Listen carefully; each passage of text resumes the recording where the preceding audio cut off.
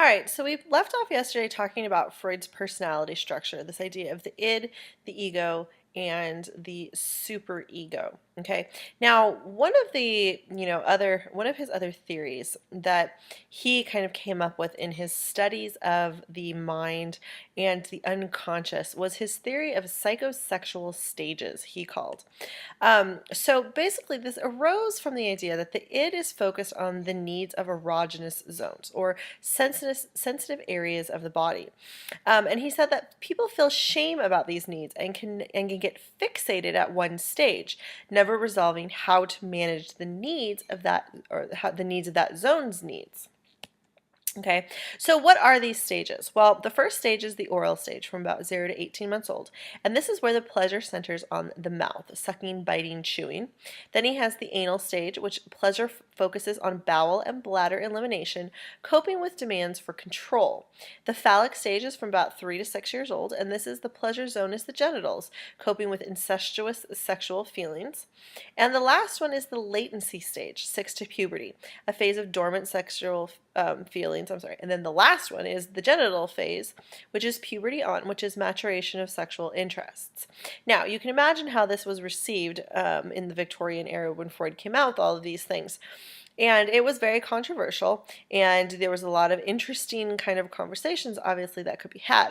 But some of the core things to remember here is basically it is what are the personality traits that developed out of each of these stages, okay? And then these fixations that happen if there's an issue in one of these stages, how does that carry over into the rest of a person's life? So, for instance, oral fixations would be things like nail biting, chewing on your hair, chewing on the ends of pencils, smoking, all of those Freudian psychologists would say would be signs of oral fixations. In the anal stage, it was all about like potty training. Freud very much believed that potty training was very important. So things like, you guys might have heard the term anal retentive before. Well, that is actually a Freudian term that comes from this idea of these fixations that happen at the anal stage of development, where you have this overwhelming feeling need for control based off of your experiences with potty training. And then in the phallic stage, we have what Freud really talked about in terms of male development issues. Okay, and Freud believed that as boys and in the phallic stage seek genital stimulation, they begin to develop unconscious sexual desires for their mothers and hate their fathers as a rival, feeling guilt and fearing punishment by castration. And he named this the Oedipus complex after the famous Greek myth Oedipus Rex.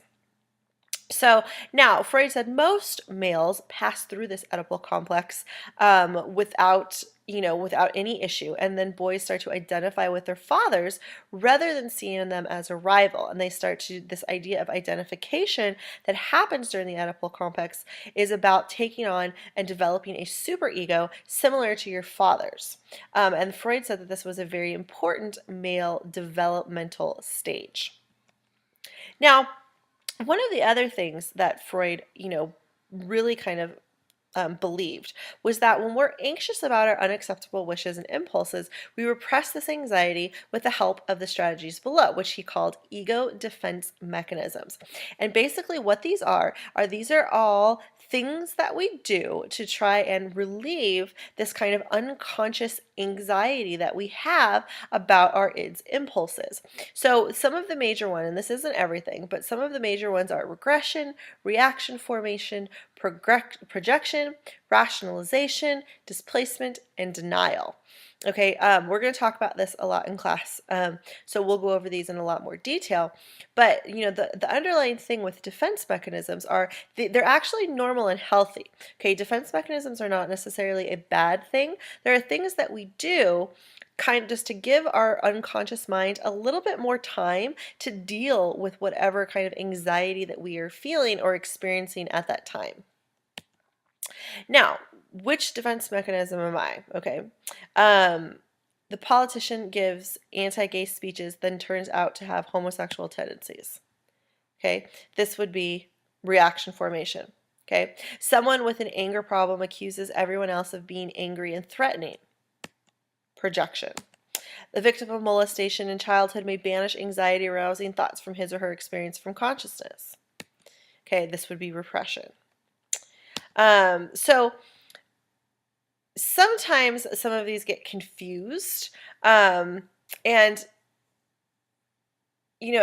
repression is a hotly debated topic, I guess, whether or not repression is even possible. And we talked about this way back when we talked about memory, about is it really possible to repress something from your memory? But the common theme and the biggest thing to remember with defense mechanisms is really that they all seek to prevent being conscious of unacceptable feelings. Okay, so they do something to try and alleviate the fact that you're not feeling it, that something's off, that you're not sure of how you're feeling, and it gives you just that time. Now, Freudian psychology was not readily embraced, and in fact, most of Freud's theories are not, accepted as is today. But there was kind of a second wave called Neo-Freudian or psychodynamic theorists, and those are people such as Alfred Adler, Karen Horney, and Carl Jung. Now, they accepted Freud's ideas about the importance of the unconscious and childhood relationships in shaping personality. They agreed with the id, the ego, and the superego personality, and they agreed with the role of defense mechanisms in reducing ideas. Okay, however, they differed in the fact that Adler and Horney believed that anxiety and personality are a function of social, not sexual childhood tensions. So they really started to move away from Freud's kind of like deeply rooted sexual theories and started to say it's really more about the social stuff that happens.